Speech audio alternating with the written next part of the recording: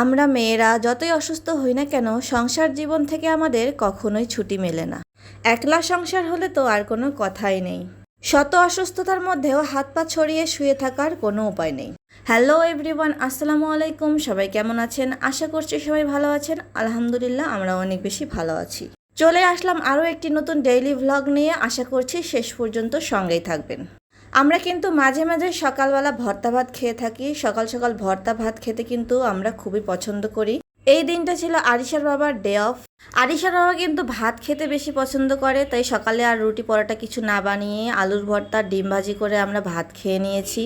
আর এদিকে আমার শরীরটা খুব একটা বেশি ভালো নেই, কয়েকদিন থেকে অসুস্থ বোধ করছি। তারপরে ভাবলাম যে একটা দিনেই মানুষটা আমাদের সঙ্গে সারাদিন বাসায় থাকে আর খাওয়া দাওয়ার সুযোগ পায়, এই দিনটা তার কিছুতেই মাটি করব না। যতই শরীর খারাপ হোক, তার জন্য সারাদিন কোনো না কোনো ধরনের রান্নাবান্না করে তাকে আজ খাওয়াবো। কিন্তু সে বলছিল যে সকালবেলা একবারেই রান্না করে নাও, যাতে সারাদিন চলে যায়, তুমি অসুস্থ, এত কষ্ট করার কোনো দরকার নাই। সকাল সকাল চুলায় একদমই গ্যাস নাই। শুক্রবার দিন সকালবেলা একদমই চুলায় গ্যাস থাকতে চায় না। ডিম ভাজিটাও অনেক কষ্টে করতে হয়েছে। আর এদিকে মেয়েকে খাওয়াচ্ছিলাম খিচুড়ি সকালবেলা।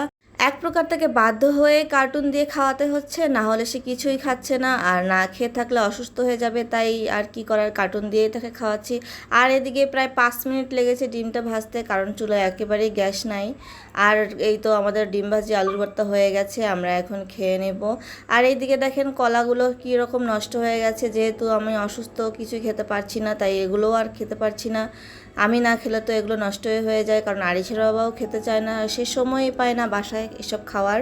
সকালবেলা খাওয়া দাওয়া শেষ করে সংসারে আরও অনেক কাজ পড়ে আছে, সেগুলো করতে হবে। সেগুলো করে আবার দুপুরের জন্য রান্না করতে হবে, কারণ সকালে তো ভর্তা ভাত খেলাম, এগুলো আবার দুপুরে খাওয়া যাবে না। বাহিরে প্রচুর পরিমাণে বৃষ্টি হচ্ছে, আর এদিকে একটু বৃষ্টিতেই রাস্তায় পানি জমে যায়, 1 হাঁটু পানি জমে যায়, রাস্তায় চলাচল করা খুবই কষ্ট হয়ে যায়। যাই হোক, সকালবেলা একসঙ্গে আমরা খাওয়া দাওয়াটা সেরে নিলাম। তারপরে দুপুরের জন্য কি রান্না করব চিন্তা করতে করতে ফ্রিজ খুলে দেখি যে ফ্রিজে কাঁচা কলা রয়েছে। তারপর দুপুরের জন্য কাঁচা কলা দিয়ে মাছ রান্না করলাম। দুপুরবেলাটা এগুলো দিয়েই চলে যাক। তারপরে দেখি, ভেবেছিলাম যে রাতেও এইটা দিয়েই চালাবো, কিন্তু তারপরে দেখলাম যে তরকারি একটু কম আছে। আবার আরিশের বাবা যেহেতু ডে অফ, তাই এই দিনটাতে আমি একটু ভালো মন্দ কিছু রান্না করার চেষ্টা করে থাকি। তাই ফ্রিজ ঘেঁটে দেখলাম যে গরুর মাংস রয়েছে, ভাবলাম যে রাতে একটু গরুর মাংস রান্না করি ঝাল ঝাল করে, তাহলে ওর ভালো লাগবে খেতে। সে কিন্তু আমাকে বারবার নিষেধ করছিল যে থাক, রাতে আর কিছু রান্না করতে হবে না, যেটুকু তরকারি আছে সেটুকু দিয়েই চালিয়ে নেব আমরা কোনো রকমে, তুমি অসুস্থ, এত কষ্ট করার কি প্রয়োজন আছে।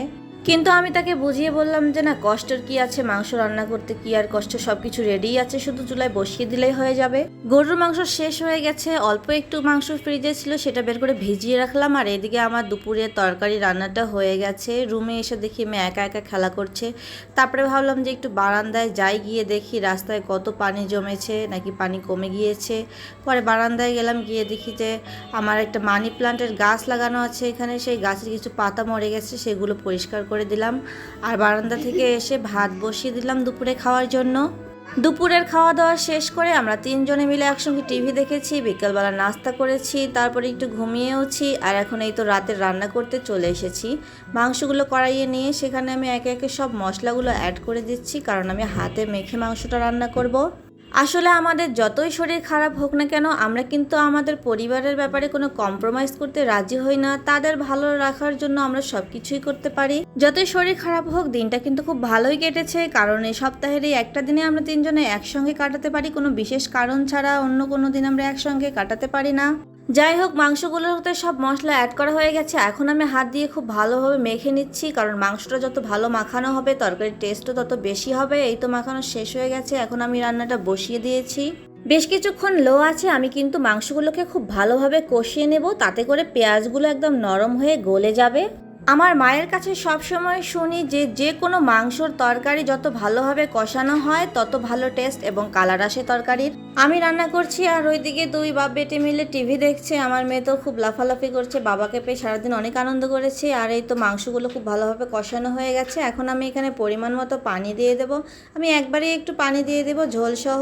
সারাদিনের টুকিটাকি কাজকর্মগুলো আপনাদের সঙ্গে শেয়ার করলাম, অনেক গল্প করলাম। ভিডিওটা অনেক লম্বা হয়ে গেছে জানি, তারপরে ধৈর্য সহকারে দেখবেন। আর ভালো লাগলে অবশ্যই কমেন্টে জানাবেন। সবাই ভালো থাকবেন, সুস্থ থাকবেন। আল্লাহ হাফেজ।